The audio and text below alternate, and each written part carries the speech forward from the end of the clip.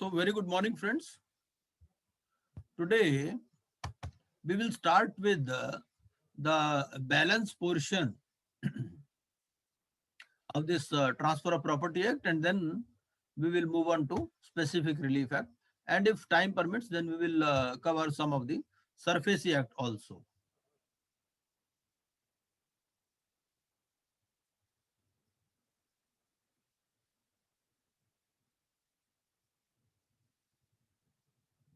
तो होस्ट किसको बना दूं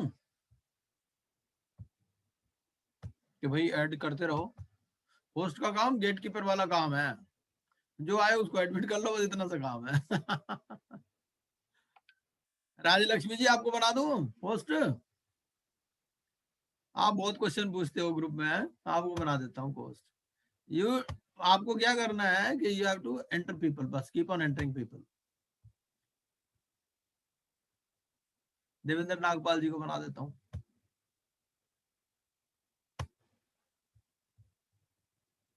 okay, so now let us start.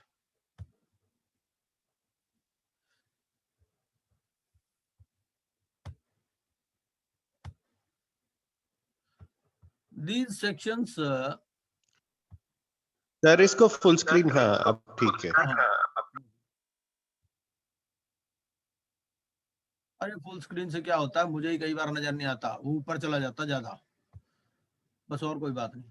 तो ये सेक्शन 122 टू 129 क्या है? गिफ्ट है। गिफ्ट ये रिलेटेड प्रोविजंस है विद मूवेबल और immovable property. So gift in this transfer of property act is the transfer of certain existing, देखिए एक वर्ड है इसमें एग्जिस्टिंग, ठीक है, मतलब ऐसा नहीं कि yet to come into existence, तो जो एग्जिस्टिंग है उसी की गिफ्ट हो सकती है, फिर वो मूवेबल हो चाहे इमूवेबल हो। तो gift of future property is void made voluntarily, voluntarily होनी चाहिए जो गिफ्ट है नेचुरली, ठीक है, and without consideration by one person called the donor to another called the donee and accepted by और on behalf of the donee, ठीक है। तो ये हमें पता ही है कि भाई गिफ्ट की एक मेजर कंडीशन है कि वो एक्सेप्टेंस भी उसमें होनी जरूरी है, ठीक है। तो गिफ्ट डीड पर हम क्या करते हैं कि डोनर और डोनी दोनों के साइन कराते हैं। Such acceptance must be made during the lifetime of the donor, ठीक है, and while still capable of giving. If the donee dies before acceptance, the gift is void, ठीक है, simple सी बात है। तो for the purpose of making gift of immovable property the transfer must be effected by a registered instrument, ठीक है। आपने movable property की तो बाय डिलीवरी दे सकते हो गिफ्ट, लेकिन इमूवेबल प्रॉपर्टी की अगर आपने गिफ्ट करनी है तो it must be effected by a registered instrument signed by और on behalf of the donor and attested by at least 2 witnesses. तो ये इसमें रिक्वायरमेंट है। तो for the purpose of making a gift of movable property the transfer may be effected either by a registered instrument signed as aforesaid or by delivery, ठीक है। A gift of a thing to 2 or more donees of whom one does not accept it is void as to the interest which he would have taken had he accepted, ठीक। एक बंदा है, अब उसका कोई बच्चा नहीं है, उसके 2 दोस्त हैं, दोनों दोस्तों को उसने कहा भाई मेरी आधी आधी प्रॉपर्टी इनको दे दी जाए, ठीक है। एक ने एक्सेप्ट कर लिया, दूसरे ने एक्सेप्ट नहीं किया। तो जिसने एक्सेप्ट नहीं किया तो उसका इंटरेस्ट जो है वहां तक वो गिफ्ट वॉइड है, अदरवाइज दूसरे के लिए इन्फोर्सेबल है, ठीक। फिर conditional gift test. Conditional gift test में क्या है कि whether depends upon the will of the donor or not, ठीक है। अब डोनर और डोनी जो है they may agree that on the happening of any specified event which does not depend on the will of the donor a gift shall be suspended or revoked, ठीक है। But a gift which the parties agree shall be revocable Holi और in part at the mere will of the donor is void wholly or in part as the case may be, ठीक। तो किसी ऐसे future event पे या कोई specified event पे तो एग्री कर सकते हैं जिसमें डोनर की विल इंक्लूडेड नहीं, ठीक है। अगर इनवॉलंटरीली कोई चीज हो जाएगी, ठीक है ना, तो उस केस में ही कह सकते हैं कि भाई गिफ्ट जो है सस्पेंड हो जाएगी या रिवोक हो जाएगी, ठीक है। लेकिन अगर वो रिवोकेबल है at the मियर will of the donor, ठीक है, तो वो वॉइड है, वो तो गिफ्ट हुई ही नहीं ना। जैसे गाय का हमने एग्जांपल दिया था आपको, गाय आपको देनी है तो रस्सी भी पकड़ानी पड़ेगी, आपने रस्सी अपने हाथ में रखी हुई है, ठीक है ना, तो वो जो है फिर गिफ्ट नहीं है। complete bundle with obligations. So where a gift in the form of a single transfer to the same person of several things, of which one is and the others are not burdened by an obligation, the donee can take nothing by the gift unless he accepts it fully. ठीक है, तो उसको जो उसके साथ obligations हैं उनके साथ ही लेनी पड़ेगी. मान लीजिए कोई गिफ्ट ऐसी है कोई प्रॉपर्टी की जिसमें लीज रेंट पेएबल है ना, या मेंटेनेंस चार्जेस पेएबल है, तो वो भी उसको एक्सेप्ट करने पड़ेगा. तो कंप्लीट बंडल लेना पड़ेगा विद ऑब्लिगेशंस. उसके बाद में एक कॉन्सेप्ट आती है इसमें यूनिवर्सल डोनी की. Where a gift consists of the donor's whole property, the donee is personally liable for all the debts due by and liabilities of the donor at the time of the gift to the extent of the property comprised therein. एक आदमी ने अपनी सारी property donate कर दी, ठीक है, तो जिसको डोनेट की वो जो भी डेट्स ड्यू हैं या जो लायबिलिटीज हैं डोनर की at the time of the gift, उस प्रॉपर्टी तक उनके लिए वो लायबल हो जाएगा. ठीक है, ये मान लीजिए फादर है, फादर ने अपने बेटे को गिफ्ट कर दी. ठीक है, तो फादर ने जब अपने बेटे को प्रॉपर्टी गिफ्ट की तो उसके अगर फादर की कोई डेट्स है या फादर की कोई लायबिलिटीज है उस गिफ्ट के टाइम पर, बाद के लिए नहीं. ठीक है, मान लो कोई नया लोन ले ले तो उसके लिए वो जिम्मेदार नहीं है, और जिम्मेदारी भी कब तक है, जब to the extent of the property, जितनी की प्रॉपर्टी मिली. मान लो 10 करोड़ का उसको मकान मिल गया, ठीक है, और बापू ने लोन ले रखा 20 करोड़ का, तो वो 10 करोड़ तक की लायबल है. आगे देखते हैं. फिर सेक्शंस 130 to 137, इसमें क्या है, एक्शनेबल क्लेम है. The transfer of an actionable claim may be either with or without consideration. तो आप जैसे इमूवेबल प्रॉपर्टी गिफ्ट कर सकते हो या मूवेबल प्रॉपर्टी गिफ्ट कर सकते हो, इसी तरह से आप एक्शनेबल क्लेम भी गिफ्ट कर सकते हो, ट्रांसफर कर सकते हो आइदर विदाउट और विद कंसिडरेशन. ठीक है. Essential requirements of a valid notice of transfer of an actionable claim are: पहला, it shall be in writing. दूसरा, it shall state the name and address of the transferee. ठीक है, it shall be signed by the transferor or his agent, and on his refusal to sign by the transferee or his agent. ठीक है.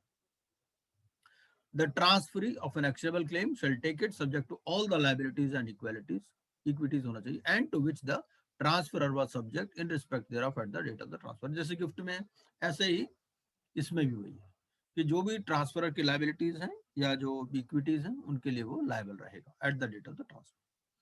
Where the transfer of a debt warrants solvency of the debtor, the warranty in the absence of a contract to the contrary applies only to his solvency at the time of the transfer, and is consideration to the amount or value of such consideration. ठीक है. उसके बाद में आता है point मॉर्टगेज्ड date. Mortgage date क्या है?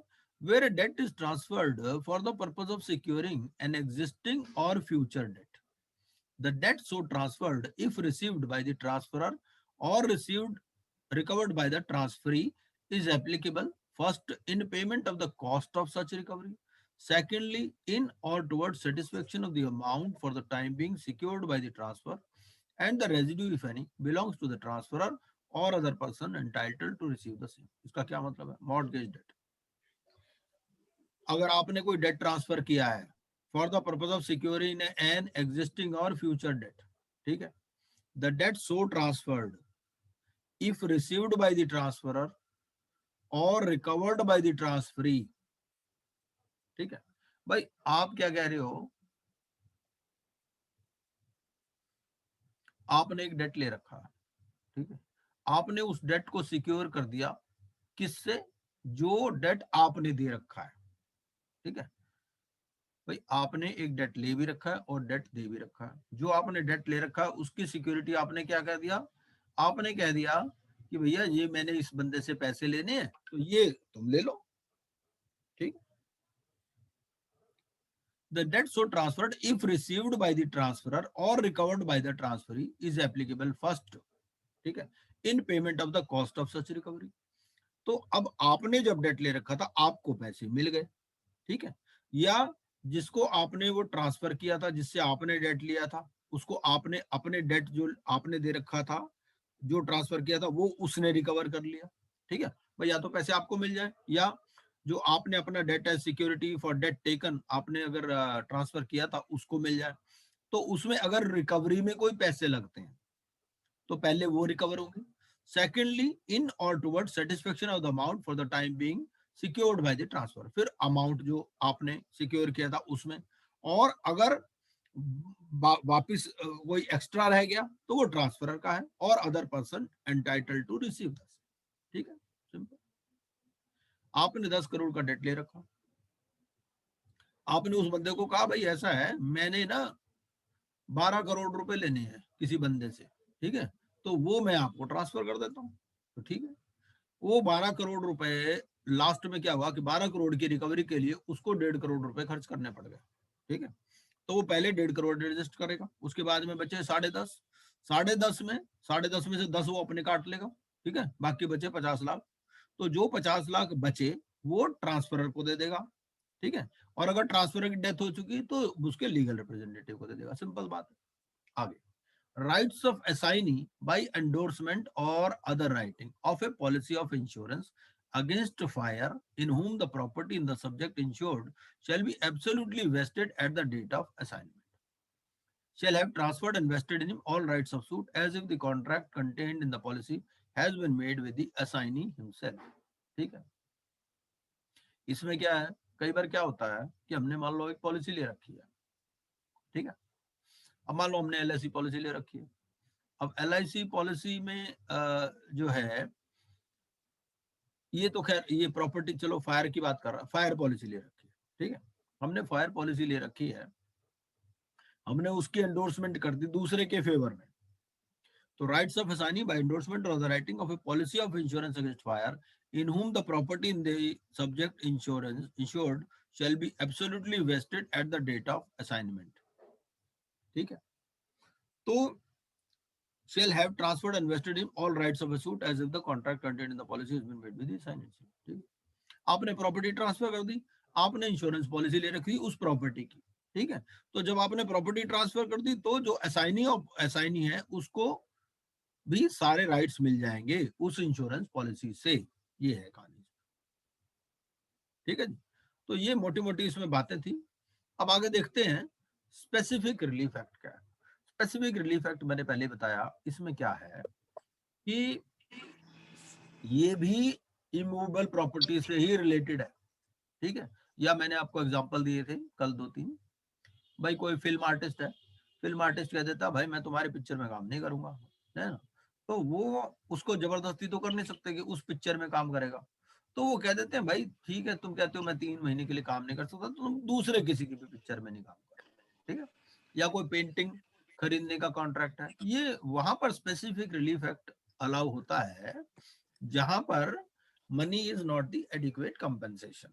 ठीक है, या पोजेशन की बात होती है, तो एक प्रॉपर्टी है, स्पेसिफिक प्रॉपर्टी है, उसके साथ कोई इमोशनल अटैचमेंट है, तो उन केसेस में वो कहता है भाई पैसे क्या करने, मेरे को तो वही प्रॉपर्टी चाहिए। तो ये स्पेसिफिक रिलीफ एक्ट वहां पर लगता है। It extends to the whole of India except the state of Jammu and Kashmir. ठीक, तो अब क्या है कि ये जो जम्मू एंड कश्मीर में जब से 370 लग गया, तो 370 हमारा जून के बाद आया था, है ना, तो इसीलिए ये जितने भी जहां पर भी जहां लिखा हुआ है ना except the state of Jammu and Kashmir, तो यही प्रोविजन हमारे सिलेबस के लिए एप्लीकेबल है। फिर specific relief can be granted only for the purpose of enforcing individual civil rights. ठीक है, and not for the mere purpose of enforcing a penal law. तो पहली तो बात यह है कि इसमें एनफोर्समेंट होता है इंडिविजुअल सिविल राइट्स का। ठीक है, और how the recovery of specific immovable property में भी एनफोर्स्ड, तो a person entitled to the possession of specific immovable property may recover it in the manner provided by the Code of Civil Procedure 1908। ठीक है, तो इसमें क्या है कि जो स्पेसिफिक इमूवेबल प्रॉपर्टी है वो रिकवर होगी जैसा कि कोड ऑफ सिविल प्रोसीजर में दिया गया। What recourse is available to a person if he is dispossessed without his consent of immovable property otherwise than in due course of law। ठीक है, भाई किसी को बेदखल कर दिया उसकी प्रॉपर्टी से, तो he or any person through whom he has been in possession or any person claiming through him may by suit recover possession thereof notwithstanding any other title that may be set up in such suit। ठीक है, तो अगर कोई disposition हो जाता है of immovable property without his consent, जिसपे वो लीगली एंटाइटल्ड है, ठीक है, तो उस केस में उसको रिकवरी का राइट है। उसके बाद में अगली बात करता है क्या कोई टाइम लिमिट है क्या, if any person is dispossessed without his consent, ठीक है। तो इस केस में 6 मंथ्स की पीरियड है, ठीक है। तो for filing to recover possession, तो टाइम लिमिट है इसमें 6 months from the date of dispossession. किसी को बाहर निकाल दिया जबरदस्ती, क्या होता है कई बार गुंडे आ गए, गुंडों ने आपका सामान बाहर फेंक दिया, ठीक है, आपके पास प्रॉपर लीज एग्रीमेंट है, ठीक है, तो आप अपने कोर्ट में जाओगे, दिखाओगे लो जी मेरे पास लीज एग्रीमेंट है, इन्होंने मेरा सामान बाहर फेंक दिया, तो आपको 6 महीने के अंदर सूट फाइल करना है उसके लिए।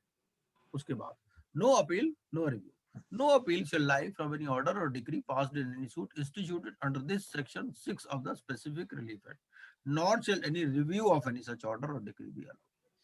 तो जो सेक्शन 6 में जो भी सूट फाइल्ड है, ठीक है, उसके अगेंस्ट में कोई भी रिव्यू या डिक्री, कोई अपील अलाउड नहीं है, क्योंकि स्पेसिफिक रिलीफ दिया गया ना भाई, स्पेसिफिक रिलीफ दिया गया फिर वो रिलीफ वापस ले लो, यही ड्रामा चलता रहेगा फिर तो, ठीक है। उसके बाद में आगे कहता है in which circumstances any person having the possession or control of a particular article of movable property of which he is not the owner may be compelled specifically to deliver it to the persons entitled to its immediate possession. तो ऐसे कौन कौन से circumstances हैं जहां पर movable property को, जो कि उसका ओनर नहीं है, उसको पोजीशन देना पड़ेगा राइटफुल ओनर का। पहला, when the thing claimed is held by the defendant as the agent or trustee, ठीक है भाई, मेरा वो एजेंट है या मेरा वो ट्रस्टी है, मैं बाहर गया था, मैंने बाहर गया तो मैंने अपनी गाड़ी उसको दे दी, मैं कहा भाई ऐसा है ये गाड़ी तुम रख लो, मैं फॉरेन कंट्री जा रहा हूँ 2 साल बाद लौट के आऊंगा तो दे देना। अब वो वापस ही नहीं दे रहा, वो कह रहा जी पैसे ले लो, ठीक है, तो यार ऐसे है मेरे बच्चों को गाड़ी पसंद आ गई, अब तो ये मैं नहीं दूंगा। अब भाई तुम जो पैसे लेने ले लो ना, पैसे नहीं चाहिए भाई, मुझे वही गाड़ी चाहिए, ठीक है। When compensation in money would not afford the plaintiff adequate relief for the loss of the thing claimed, ठीक है, तो मनी वहां पर एडिक्वेट रिलीफ नहीं, वो प्रूव करना पड़ेगा उसको। When it would be extremely difficult to ascertain the actual damage caused by its loss, ठीक है, when the possession of the thing claimed has been wrongfully transferred from the plaintiff। तो ये है, आपने एजेंट अपॉइंट कर रखा था, उसने क्या किया, आपने पावर ऑफ अटॉर्नी दे दिया, आपको यूएस जाना था 2 साल से बच्चों के पास, आप वहां से लौट के आए तो जिसको पावर ऑफ अटॉर्नी दे रखी थी उसी ने बेच दिया, ठीक है। आप हो भाई ऐसा है, ये तो यार हमारी पुश्तैनी प्रॉपर्टी है, मैं तो तेरे को पावर ऑफ अटॉर्नी देके गया था, तो ये थोड़ी तुमने बेच ही दिया उसको, ठीक है। तो उस केस में क्या होगा कि वो रिकवर हो जाएगा। The specific performance of a contract shall be enforced by the court subject to the provisions contained in section 11(2), section 14 and section 16। तो इसमें कुछ एक्सेप्शंस हैं सेक्शन 11(2), सेक्शन 14 और सेक्शन 16 में, जिसमें स्पेसिफिक रिलीफ जो है ग्रांट नहीं होगा, ठीक है। Otherwise normally specific relief depend करेगा कि भाई आपको प्रूव करना पड़ेगा कि money is not the adequate compensation. Specific performance of a contract, specific performance of a contract shall be enforced when the act agreed to be done is in the performance wholly or partly of a trust। तो मान लीजिए कि अगर कोई if any act is done wholly or in performance of a trust, ठीक है, तो उस केस में specific performance shell be enforced, ठीक है, क्योंकि उसमें आपको फिड्यूशरी कैपेसिटी में काम करने के लिए दिया गया है, कॉन्ट्रैक्ट जो दिया गया है। A contract made by a trustee in excess of his powers or in breach of trust cannot be specifically enforced, ठीक है। The following contracts cannot be specifically enforced। ये कॉन्ट्रैक्ट कौन कौन से स्पेसिफिकली एनफोर्स नहीं किए जा सकते। पहला, a contract the performance of which involves the performance of a continuous duty which the court cannot supervise। भाई कई बार कहता है कोर्ट कहता है यार ऐसे है कि भाई ये काम मेरा, ये थोड़ी कि मैं उसको देखता रहूंगा वो काम कर रहा है कि नहीं कर रहा, ठीक है। तो उस केस में क्या करते हैं, वो इंजंक्शन लगा देते हैं, जैसे मैंने आर्टिस्ट वाला एग्जांपल बताया, ठीक है। कोई ऐसा काम है जिसमें it involves performance of a continuous duty which the court can not supervise. दूसरा, no substituted performance of contract shall be undertaken unless the party who suffers such breach has given a notice in writing of not less than 30 days to the party in breach, calling upon him to perform the contract within such time as specified in the notice, and on the refusal or failure to do so, he may get the same performed by a third party or by his own agency, ठीक है। अब इसमें क्या है कि भाई आप substituted performance भी नहीं करवा सकते। मतलब ये नहीं कि आपने एक से काम करवाना था तो आपने दूसरे से काम करा लिया। आपको क्या करना है, एक पार्टी ने ब्रीच किया, आपको उसको 30 दिन का नोटिस देना है, ठीक है, कि भैया ये कॉन्ट्रैक्ट परफॉर्म करो। और अगर आपने वो कॉन्ट्रैक्ट परफॉर्म नहीं किया तो मैं थर्ड पार्टी से करा लूंगा या अपनी किसी एजेंसी से करा लूंगा, ठीक है। तो आप ऐसा नहीं कि उसको नोटिस दिए बिना ही अपना काम करवा लो और बाद में पहुंच जाओ स्पेसिफिक रिलीफ के लिए।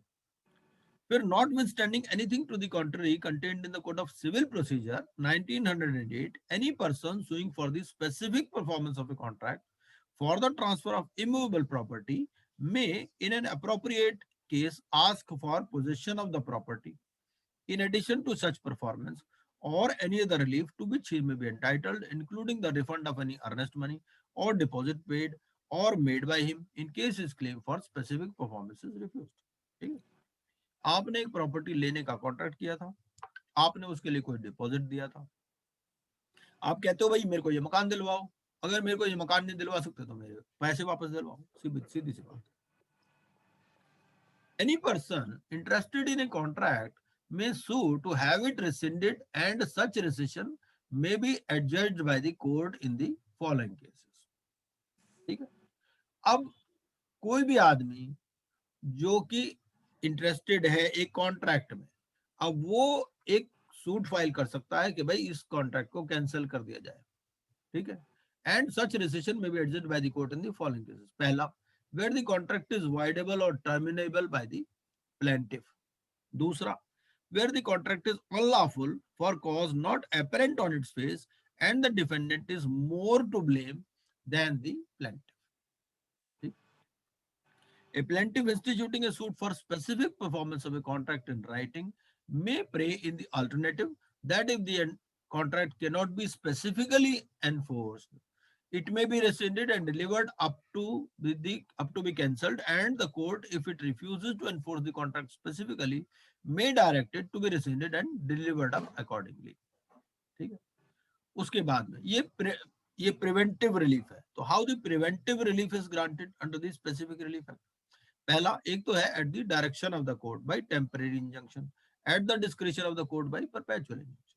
ठीक है, मैंने बताया कि जैसे एक आर्टिस्ट का केस है, तो आर्टिस्ट के केस में उसने उस पिक्चर में काम करने से मना कर दिया, तो उसको कह देते हैं भाई ऐसा है, तुम कहते हो भाई 3 महीने तक मैं काम नहीं कर सकता, ठीक है, मेरी ये सर्कमस्टांसेस हैं, तो भाई तुम दूसरे की पिक्चर में भी नहीं काम करोगे, वो टेम्परेरी इंजंक्शन होगी। ठीक है, अब मान लो किसी ने प्रॉपर्टी के लिए कॉन्ट्रैक्ट किया, उसने स्पेसिफिक रिलीफ के लिए कह दिया, तो उसमें परपेचुअल इंजंक्शन भी हो सकती है कि भाई मैं इसको नहीं बेच सकता, तुम दूसरे को भी नहीं बेचोगे।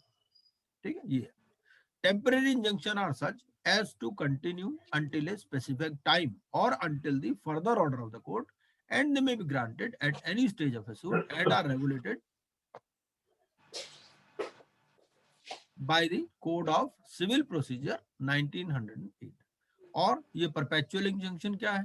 A perpetual injunction can only be granted by the decree made at the hearing, and upon the merits of the suit, the defendant is thereby perpetually enjoined from the assertion of a right or from the commission of an act which could be contrary to the rights of the plaintiff. ठीक है, तो उसको temporary perpetual injunction भी दी जा सकती है कि भाई या तो वो राइट आप एनफोर्स नहीं करोगे, ठीक है, you are perpetually enjoined from assertion of that right या from the commission of an act, ठीक है, जो कि प्लेंटिफ के राइट्स के कॉन्ट्ररी है, उसके उलट है। फिर इंजंक्शन कब कब ग्रांट नहीं हो सकती? पहली बार, to restrain any person from applying to any legislative body, आप ये नहीं कह सकते कि भाई कोई आप सूट ही फाइल नहीं करोगे। दूसरा, to restrain any person from instituting or prosecuting any proceeding in a criminal matter, लेकिन अगर कोई क्रिमिनल मैटर है तो उसमें उस केस में भी आप रिस्ट्रेन नहीं कर सकते, आप परमानेंट इंजंक्शन या टेम्परेरी इंजंक्शन ग्रांट नहीं कर सकते, कि ये बेसिकली स्पेसिफिक रिलीफ है ही सिविल मैटर्स के लिए, क्रिमिनल मैटर्स के लिए है ही नहीं। To prevent the breach of a contract the performance of which would not be specifically enforced.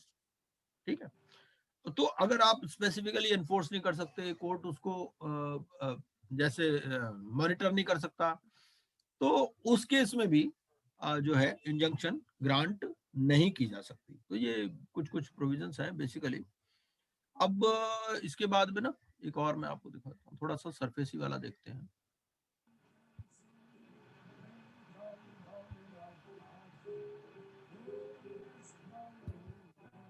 ये है जी, थोड़ा सा ना सरफेस एक्ट को देख लेते हैं जरा। ये किया था हमने, लेकिन एक बार जल्दी से इसको रिव्यू कर लेते हैं। मेरे को लगता है कि थोड़ा सा इसमें और कुछ पढ़ने की जरूरत है, क्योंकि क्वेश्चंस इस पे आ जाते हैं काफी। Securitisation and reconstruction of financial assets and enforcement of security interest. मोटा मोटा मैं अगर 2 मिनट में बताऊं आपको, सरफेसी है क्या भाई? सरफेसी में क्या है, बैंक से एक पार्टी ने लोन ले रखा है, उसने सिक्योरिटी दे रखी है। बैंक वाला क्या करेगा, अपने लोन को एनपीए डिक्लेयर करेगा, 60 दिन का उसको नोटिस देगा। 60 दिन का नोटिस देने के बाद उस प्रॉपर्टी को एक्वायर कर लेगा पुलिस की हेल्प से, अगर जरूरत है तो। ठीक है, अब बैंक ने प्रॉपर्टी ले ली, बैंक प्रॉपर्टी का करेगा क्या? बैंक क्या करेगा, एक एआरसी को दे देगा, एसेट रिकंस्ट्रक्शन कंपनी को, ठीक है, जो आरबीआई से गवर्न होती है। एआरसी उस प्रॉपर्टी का क्या करेगा, एआरसी उस प्रॉपर्टी की सिक्योरिटी के अगेंस्ट में स्क्रिप्ट इशू कर देगा। ठीक है, क्वालिफाइड इंस्टीट्यूशनल बायर्स को, पब्लिक को नहीं। ठीक है ना, और उनसे पैसा लेके बैंक को दे देगा। उसमें वो एआरसी अपना कमीशन भी ले सकता है बैंक से, बैंक के मैनेजर की तरह भी काम कर सकता है। एआरसी उस कंपनी को चला भी सकता है, बेच भी सकता है। ठीक है ना, तो एआरसी मतलब कबाड़ी वाला काम करेगा। ठीक है, ये कहानी है। अब आगे देखते हैं।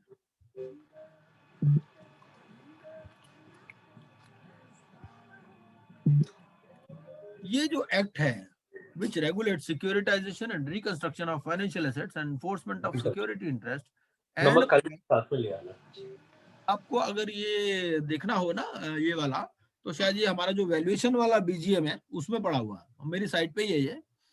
CARKgupta.com में एक तो आईबीसी वाले कुछ प्रोविजंस हैं और एक कुछ ये उसके हैं वैल्यूएशन वाले, उसमें भी होगा शायद, उसमें भी होगा मेरे हिसाब से। तो सीआर के आईबीसी में भी होना चाहिए, अगर वहां ना मिले तो आप वैल्यूएशन वाले में देख लेना, वहां पर भी बहुत सारी पीपीटीज पड़ी हुई है। तो securitisation and reconstruction of financial assets and enforcement of security interest, ये जो एक्ट है it regulates securitisation and reconstruction of financial assets and enforcement of security interest. ठीक है, and provides for a central database of security interest created on property rights is called the SARFAESI Act 2002। ठीक है, ये क्या है, जो central registry है। Central registry में क्या होता है कि भाई जो प्रॉपर्टी एआरसी एक्वायर कर लेती है उसको सेंट्रल रजिस्ट्री में रजिस्टर करवाएगी।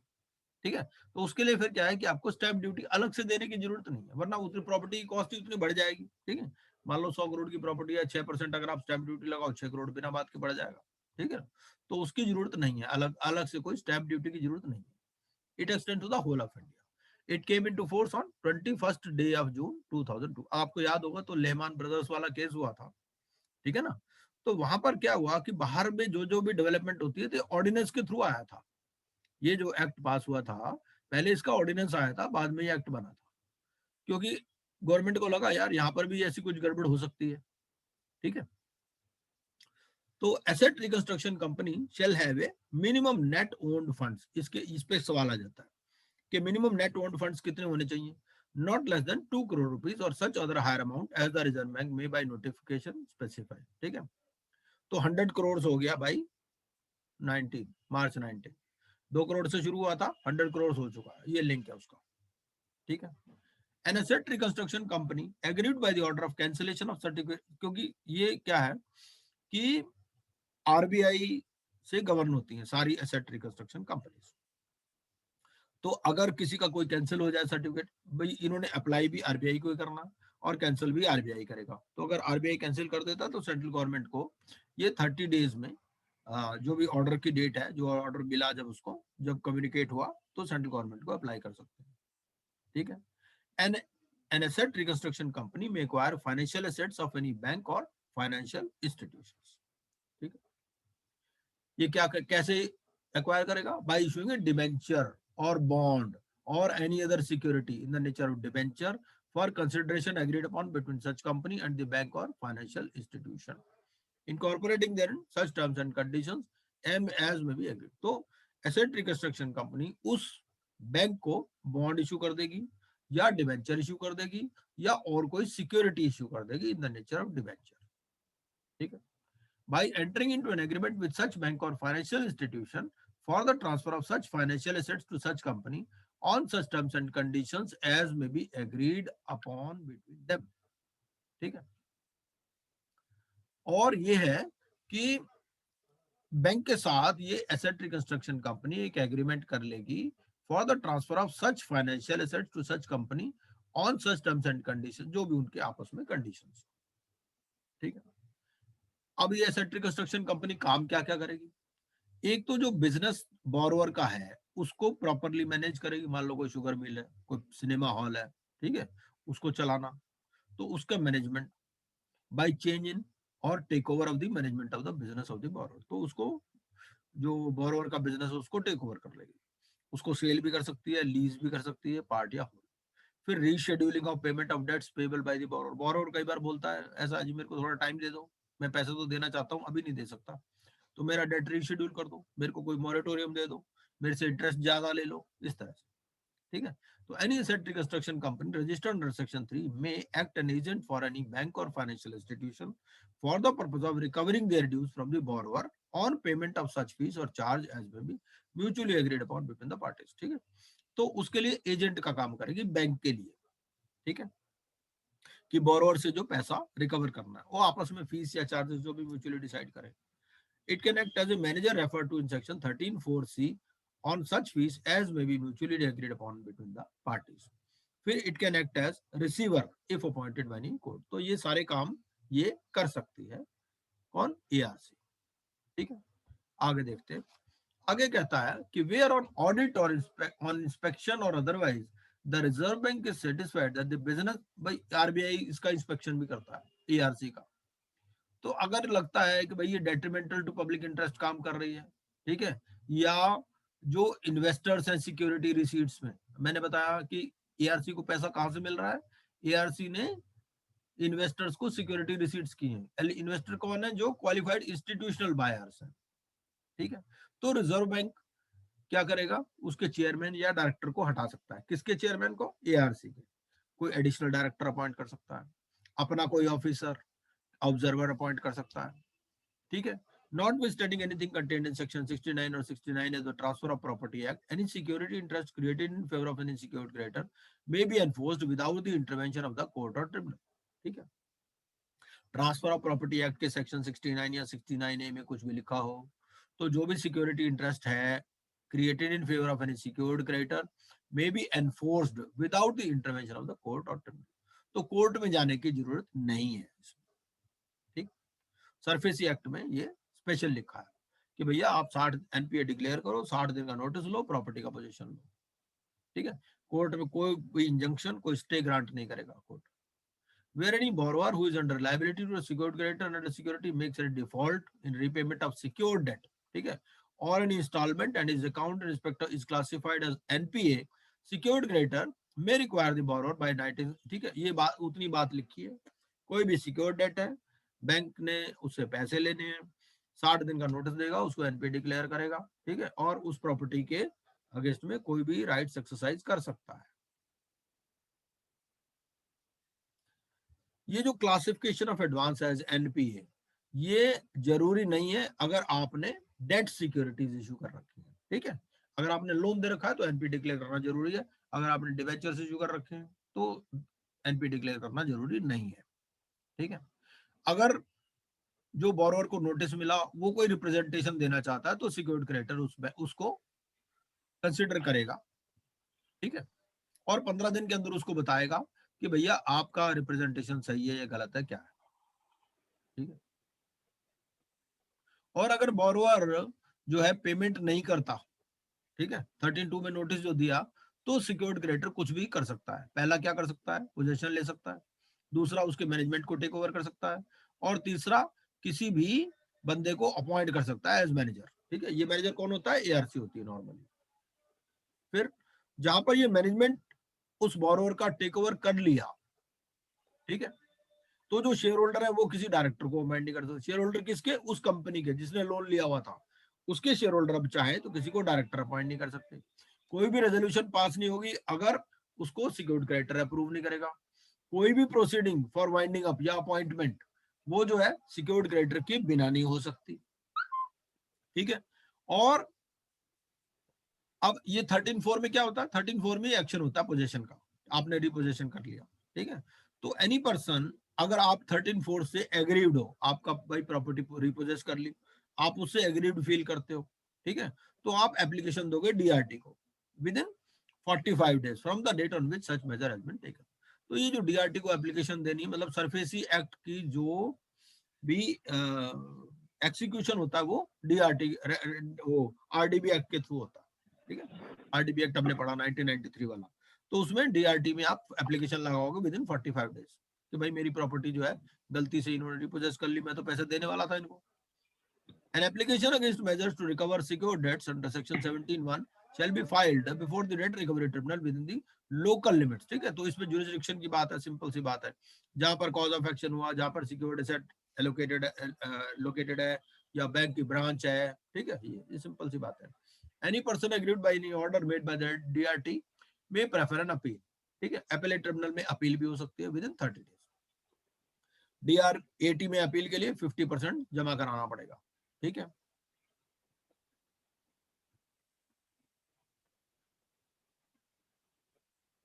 या फिर 50 से कम भी जमा करा सकते हो, नॉर्मली 25% तक के लिए भी एग्री कर जाते हैं DRAT, ठीक है। उसके बाद में अगर आप जम्मू एंड कश्मीर में रहते हैं तो वो वहां पर क्या है कि आपको हाई कोर्ट में अपील करनी है, जैसे वहां ये डिस्ट्रिक्ट जैसे DRT वाला डिस्ट्रिक्ट जज टेक ओवर देखता है मामला, और जो DRAT वाला वो हाई कोर्ट, ठीक है। और सेंट्रल गवर्नमेंट जो है एक सेंट्रल रजिस्ट्री बना सकती है, तो वहां पर इन ये ट्रांजैक्शन सारी रजिस्टर होंगी, ये सब पहले भी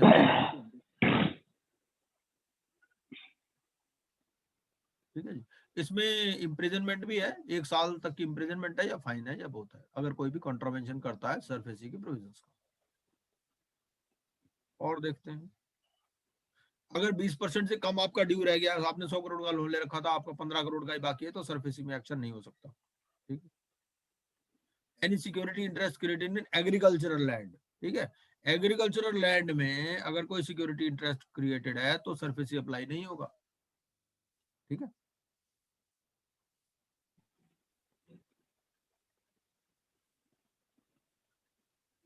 फिर अगर कोई रिजर्व बैंक या सेंट्रल रजिस्ट्री या कोई सिक्योर्ड क्रेडिटर नॉर्मली बैंक ही होता है या फाइनेंशियल इंस्टीट्यूशन होता है, या उसके ऑफिसर्स ने कोई गुड फेथ में एक्शन लिया, तो उनके अगेंस्ट में कोई प्रोसीडिंग नहीं होगी। और आगे देखते हैं, कोई मेन इंपॉर्टेंट चीज है तो देख लेते हैं। नोटिस कैसे सर्व होगा, इस पे क्वेश्चन पूछ लेते हैं कि सरफेसी का नोटिस जो है कौन से सेक्शन में होता है, 13(2) में होता है, एक्शन कहाँ होता है 13(4) में, और नोटिस कैसे होगा, हैंड डिलीवरी से होगा, registered post with acknowledgement due होगा, स्पीड पोस्ट से हो सकता है, बाई कोरियर हो सकता है, ठीक है। अगर बॉडी कॉर्पोरेट है तो उसके रजिस्टर्ड ऑफिस पे, उसी की ब्रांचेस पे, ठीक है। अगर मूवेबल प्रॉपर्टी है तो 2 विटनेस के बाद एक पंचनामा ड्रॉ करेगा 2 विटनेस की प्रेजेंस में, ठीक है, और उसको बेच चलेगा, जो मर्जी करेगा उसका। और अगर मान लो इमूवेबल प्रॉपर्टी है तो उसमें क्या होता है, टेंडर इनवाइट करेगा, पब्लिक ऑक्शन करेगा, और उसके बाद में भी ये जो पैसे इसको देने हैं 25% तो इमीडिएटली देना, ठीक है ना, और बैलेंस देना 15 दिन के अंदर, नहीं देगा तो दूसरे को बेच सकता है। ये तो हमने कर ही दिया था, इसको आप देख लीजिएगा, ये क्या है। अच्छा, अब ये देखो आप, ये कहानी सुनो एक, अरे रामचंद्र सिक्योरिटी अफसर की ट्रांसफर हो गई, पावर फैसिलिटी, बैंक की नौकरी तो गई, जो फाइनेंस लिया था वो भी बैंक ने इंटरेस्ट समेत वसूल लिया, अफसर ने पोजीशन ले लिया, बात क्या थी, रजिस्टर में एप्लीकेशन नहीं एंटर की थी। अब इतनी कहानी अगर आपने याद की तो आपको सारा सरफेस एक्ट याद हो गया, ठीक है। ये हम लोग स्टूडेंट्स के लिए बनाते हैं कि भाई स्टूडेंट जो है जैसे उनको तो पूरा रट्टा लगाना पड़ता है ना, तो इसमें ये है, ये सरफेसी एक्ट है क्या, सरफेसी एक्ट में ये काम है, ठीक है। अब इसको पढ़ोगे तो लंबी कहानी है। Registration and regulation of asset reconstruction companies, एक तो ये काम है इसका, ठीक है। तो रजिस्ट्रेशन एंड रेगुलेशन से हमारा बन गया रामचंद्र, ठीक है। उसके बाद में बना facilitating securitization of financial assets, facilitating easy transferability, उससे ट्रांसफर हो गया, एम्पावरिंग एआरसीज, पावर हो गया, फैसिलिटेटिंग फैसिलिटी हो गया, ठीक है, डिक्लेरेशन हो गया, डिफाइनिंग सिक्योरिटी इंटरेस्ट, तो इसको आप पढ़ सकते हैं आराम से, तो सारा आपको समझ में आ जाएगा, ठीक है। एक्ट में जो 6 चैप्टर है इसमें 42 सेक्शन, तो मोटा मोटा मैंने आपको बता ही दिया, वैसे हो जाएगा। फाइनेंशियल एसेट में क्या है? फाइनेंशियल एसेट मींस डेट और रिसीवेबल्स एंड इंक्लूड, सिग्निफिकेंस क्या है? An asset which is not a financial asset can not be सिक्योरिटाइज्ड, acquired और ट्रांसफर्ड अंडर दिस एक्ट। ठीक है, फाइनेंशियल एसेट की बात कर रहा है इसमें, फाइनेंशियल एसेट के अलावा नहीं। तो जो फाइनेंशियल एसेट नहीं है उसका सिक्योरिटाइजेशन नहीं हो सकता, ना ही वो एक्वायर हो सकता, ना ही वो ट्रांसफर हो सकता।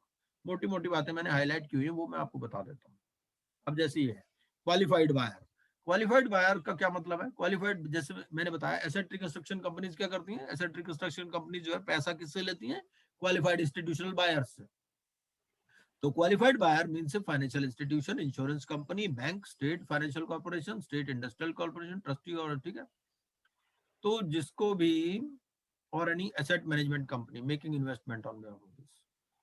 तो ये होता है क्वालिफाइड बायर। अब इसमें नोट क्या है, इंपॉर्टेंट चीज क्या है कि in the event of realization of financial assets, ठीक है, क्वालिफाइड बायर्स, भाई आपने क्या किया, आपको, आपने जिस एसेट की सिक्योरिटी पे इनसे पैसा लिया था क्वालिफाइड बायर्स से, ठीक है, आपको वो पैसा रियलाइज ही नहीं हुआ। ठीक है, आपने कह दिया भाई ये 100 करोड़ की प्रॉपर्टी है, 100 करोड़ उसके बदले में इनसे 70 करोड़ रुपए उठा लिए क्वालिफाइड बायर से।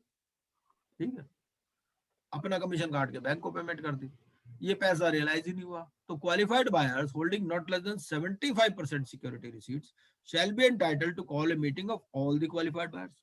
तो 75% या उससे ज्यादा के जो भी क्वालिफाइड बायर्स हैं, ये 75% पे सवाल आ सकता है, वो क्या करेंगे, अपनी मीटिंग बुला सकते हैं।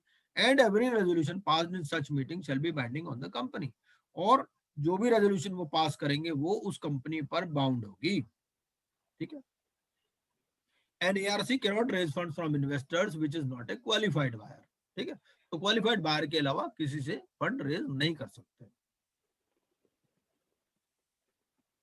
एक इसमें स्पॉन्सर की बात आती है कि भाई ये स्पॉन्सर क्या है? स्पॉन्सर ऑफ एन ARC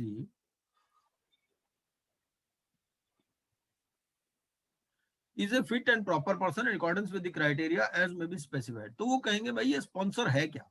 तो sponsor is a person holding more than 10% of the capital of the company.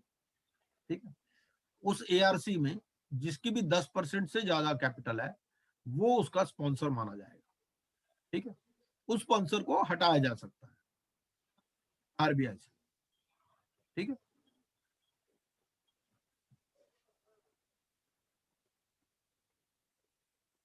फिर requirement of prior approval of RBI in case of change. ठीक है, आपने एक बार एक ARC बना ली तो आपको RBI से प्रायर अप्रूवल लेनी पड़ेगी। किन किन सर्कमस्टांसेस में? अगर आपका कोई सब्सटेंशियल चेंज हो रहा है उसकी मैनेजमेंट में, including appointment of any director managing, ठीक है, डायरेक्टर या chief executive officer, change of location of its registered office, change it's name. तो अगर आपने नाम चेंज करना, रजिस्टर्ड ऑफिस की लोकेशन चेंज करनी, डायरेक्टर CEO चेंज करना है, कोई सब्सटेंशियल चेंज करना है मैनेजमेंट में, तो RBI की प्रायर अप्रूवल जरूरी है।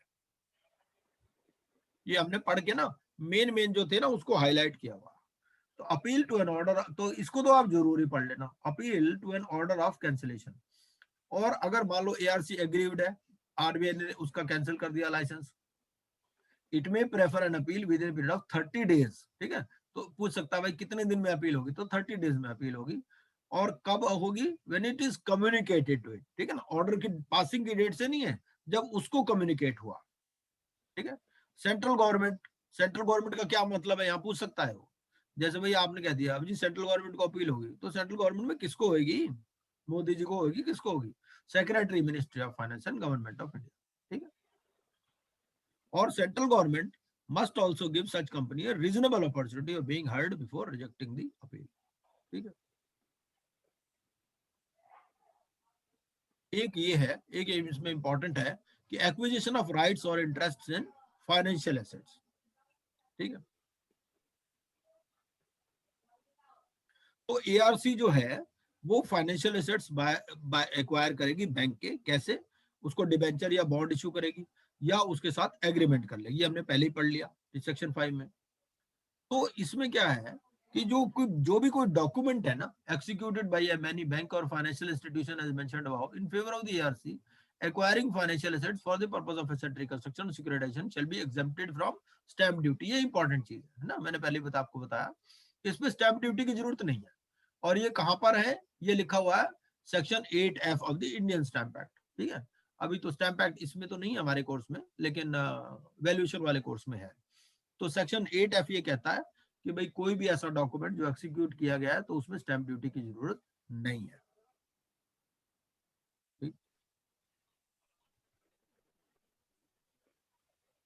ये कुछ मेन बातें थी जो मैं आपको बताना चाह रहा था।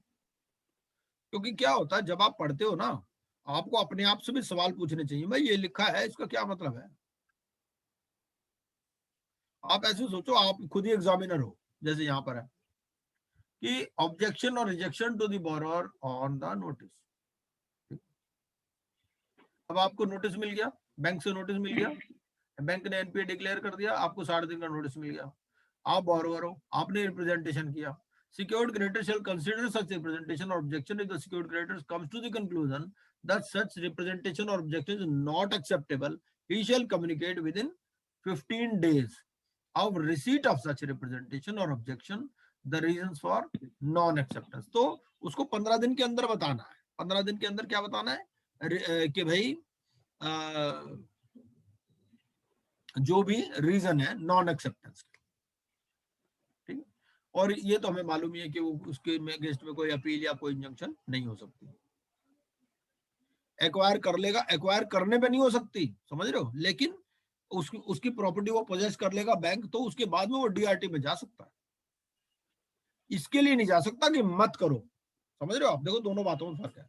वो ये पोजेशन नहीं रोक सकता, मतलब एसडीएम के थ्रू, पुलिस के थ्रू पोजेशन ले लेगा बैंक, पोजेशन पे नहीं रोक सकता, लेकिन उसके बाद में डीआरटी में अपील फाइल हो सकती है। अच्छा, ये हमने पढ़ा था, ये जो सिक्योर्ड क्रेडिटर क्या ये एक्शन ले सकता है, take over of the management. ठीक है, तो अब including the right to transfer by way of lease, assignment or sale for realising the secured asset, provided that the right to transfer by way of lease, assignment or sale shall be exercised only where the substantial part of the business of the borrower is held as security for the debt। ठीक है, कई बार क्या होता है कि मान लीजिए अब उसका प्लांट तो बहुत बड़ा, मान लो उसका 1000 करोड़ का प्लांट है। ठीक है, तुमने लोन दे रखा उसे 5 करोड़ का, तो 5 करोड़ के लिए आप सारा ही उसको लीज या असाइनमेंट या सेल पे नहीं दे सकते। उसका राइट आप तभी एक्सरसाइज कर सकते हो जब सब्सटेंशियल पार्ट, कई बार क्या होता है कंसोर्टियम ऑफ बैंक होता है ना, तो कंसोर्टियम ऑफ बैंक में मान लो जो है एक बैंक का डिफॉल्ट हो गया, दूसरे का डिफॉल्ट नहीं हुआ, जिसका डिफॉल्ट हुआ उसका अमाउंट ही बहुत कम है, तो उस केस में क्या होगा कि ये चीज नहीं हो सकती। लेकिन अब आप इसके अगेंस्ट उल्टा चलो, आईबीसी में चलो, तो आईबीसी में क्या होता है एक बैंक का डिफॉल्ट हुआ, जिसका नहीं हुआ वो भी जा सकता है। ठीक है, कि भैया इसका डिफॉल्ट कर दिया, मेरा भी कर देगा, तो सेक्शन 7 में दूसरा भी कोई एप्लीकेशन लगा सकता है जिसका कोई लोकस स्टडी नहीं है। लेकिन सरफेसी में क्या है, सरफेसी में ये कहता है कि अगर substantial part of the business आपका नहीं है तो आप ये लीज, असाइनमेंट, सेल भूल जाओ। फिर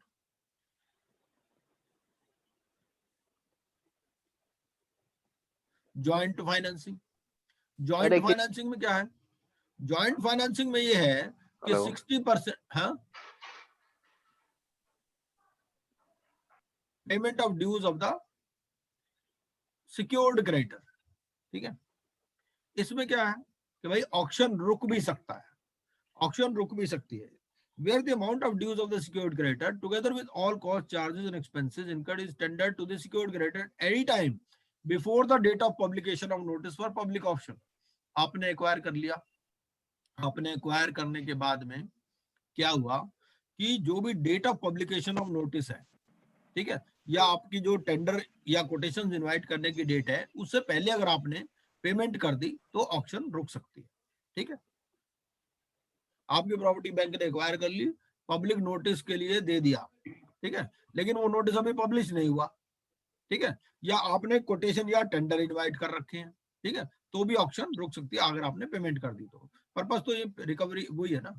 फिर जॉइंट फाइनेंसिंग में क्या है, जॉइंट फाइनेंसिंग में ये है कि 60% और more should agree for auction action in case of liquidation distribution as per section 326 of the Companies Act. इसको पढ़ते हैं जरा. Subject to the provisions of Insolvency and Bankruptcy Act. In the ये एक्ट होते हैं बड़े लंबे लंबे, लेकिन क्या है मोटी मोटी बातें हमें ध्यान में रखनी चाहिए, और वो बातें ऐसी पूछते हैं जो बंदे ने पढ़ी नहीं हो. मेन चीज ये है. In the case of financing of a financial asset by more than one creditor, ठीक है, भाई ज्वाइंट फाइनेंसिंग हो रही है, ठीक है, आप 4 बैंक मिलके फाइनेंसिंग कर रखी है, तो no secured creditor shall be entitled to exercise any or all of the rights conferred on him, ठीक है, unless exercise of such right is agreed upon by the secured creditor represent not than 60%, ठीक है. अगर 60% इन value agree करेंगे जो भी amount outstanding है as on record date, and such action shall be binding on all the secured creditor. ऐसा नहीं कि कोई भी उठ के कर ले, ठीक है. But in case of A company liquidation, the amount realized from the sale of secured assets shall be distributed in accordance with the provisions of section 326 of the Companies Act. तो लेकिन अगर कोई कंपनी लिक्विडेशन में है तो अगर कोई भी अमाउंट रियलाइज होता है तो वो डिस्ट्रीब्यूट होगा इन accordance with the provisions of section 326, ठीक है. ये तो 60 फॉर जॉइंट फाइनेंसिंग में 60% और मोर शुड एग्री फॉर.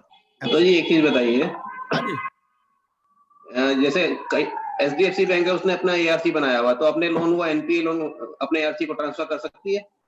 क्या मतलब, क्या कह रहे हो? एचडीएफसी बैंक है जैसे, हाँ, उसका अपना एआरसी कंपनी है.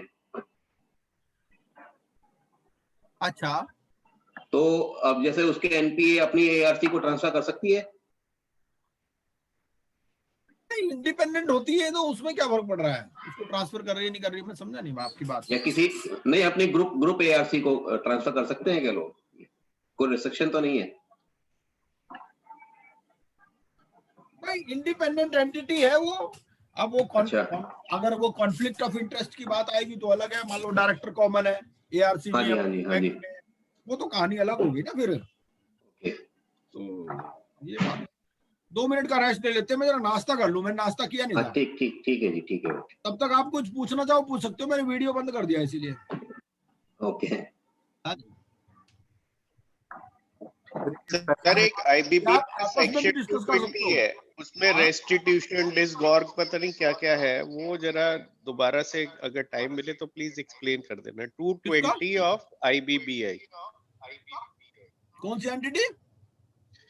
उसमें पता नहीं रेस्टिट्यूशन डिसगॉर्ग वो जरा क्लियर नहीं हो पा रहा है. Section 220 IBBI. अभी कर देते हैं, उसके बाद कर देंगे. की क्वेरी आ रखी है कि अगर इतना ये सर जी ऐसे है, वो डिसगॉर्ग की क्या बात है पता क्या है उसमें? तो ये है कि भैया अगर आपने अपनी प्रॉपर्टी किसी दूसरे को ट्रांसफर कर दी, उससे भी निकाल लेंगे, खोद के निकाल लेंगे वहां से, ये मतलब है, और कोई खास बात नहीं है 220 में. सर इसमें एक आ रहा हाँ पॉइंट कि जैसे बैंक्स वगैरह के पास इतना स्ट्रॉन्ग ये है तो जितने भी डिफॉल्टर्स हैं फिर तो बैंक प्रॉपर्टी बेच के मतलब कोई एनपीए होगा ही नहीं, जो भी सिक्योरिटी के बेस पे देते हैं लोन सब बेच बाच के वैसे ही. सर जी पता क्या है, देखो लॉ को लोग उल्टा पढ़ते हैं. अब जैसे वो वाला केस था, ये मोदी वाला, नीरव मोदी का.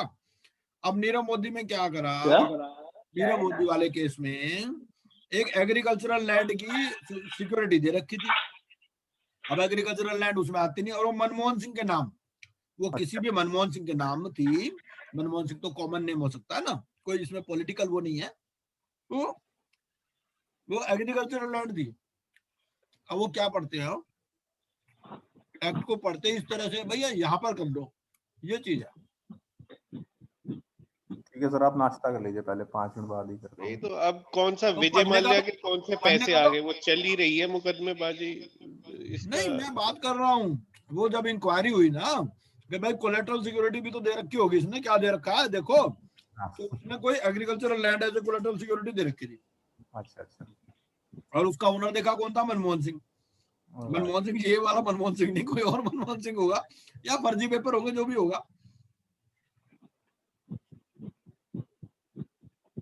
नहीं अदरवाइज बैंक्स पूरा स्टेप नहीं ले रहे फिर तो जैसे सेल करने में अगर सबके पास सिक्योरिटी तो है ही, कोई प्रॉपर्टी या कुछ जो भी एनपीए अकाउंट्स हैं, तो एक्ट पे काफी. सर जी उल्टा होता है, देखो ऐसे होता है, आपको भी मालूम है, वैल्यूएशन उल्टी पुल्टी होती है. वो प्रॉपर्टी उतनी होती नहीं जितनी वैल्यूएशन होती है। ये ठीक कह रहे हैं आप। उसके बाद क्या होता है, उसका बायर नहीं मिलता, तो वो कहाँ जंगल में प्रॉपर्टी ले रखी है नहीं? ये ठीक कह रहे हैं। तो वो कई कहानियां हैं उसके पीछे भी। अच्छा सर, एक पॉइंट और, स्पेसिफिक रिलीफ एक्ट से पर्टेनिंग था ये। हाँ।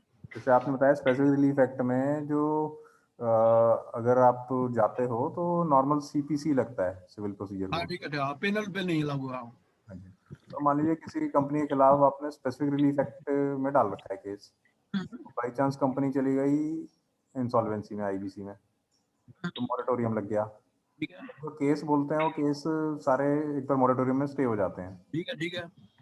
अब वो केस अल्टीमेटली जैसे मॉरेटोरियम उठेगा तो वो केस कौन, एनसीएलटी डिसाइड करेगी या जो नॉर्मल सिविल कोर्ट करेगी, कौन करेगा डिसाइड? अब एक्ट तो स्पेसिफिक रिलीफ एक्ट है। नहीं ऐसे है ना भाई, देखो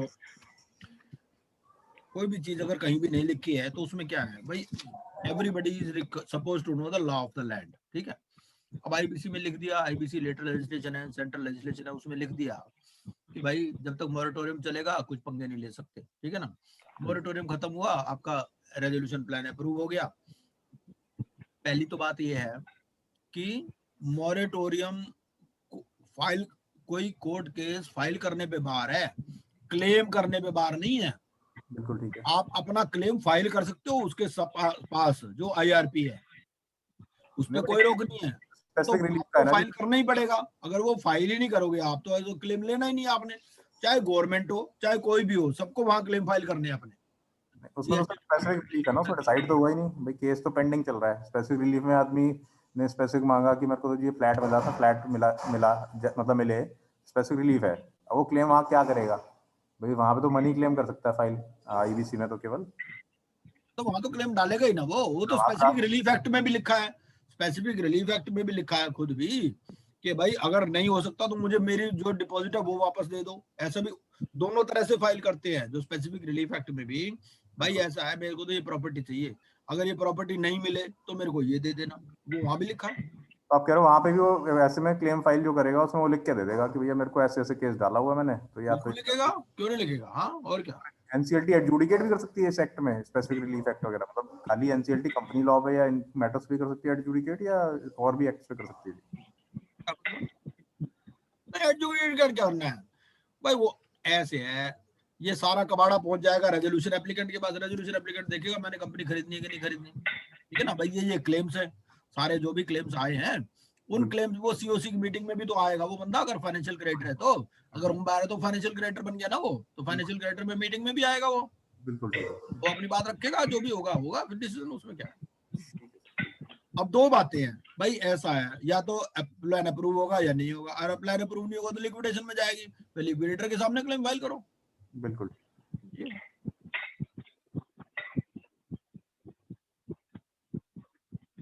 अब जरा ना, तो जी एक चीज है जर्नल क्लॉज एक्ट में, हाँ जी, कोई भी जैसे जिस दिन नोटिस आया वो डेट एक्सक्लूड होता है, तो ये सारे सभी एक्ट पे एप्लीकेबल होगा या नहीं होगा?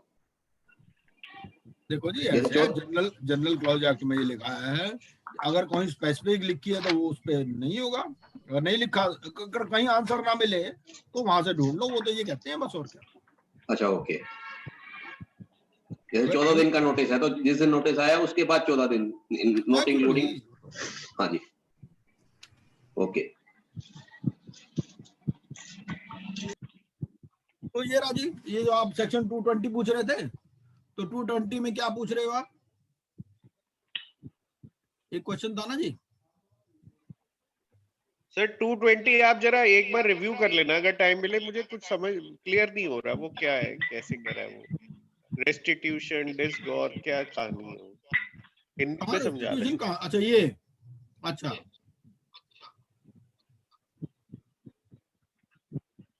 इसमें तो ये कहता है कि बोर्ड रेगुलेशन बनाएगा कि प्रोसीजर कैसे होगा रेस्टिट्यूशन का। मैं 220 पढ़ देता हूँ, 2 मिनट लगेंगे, ठीक है।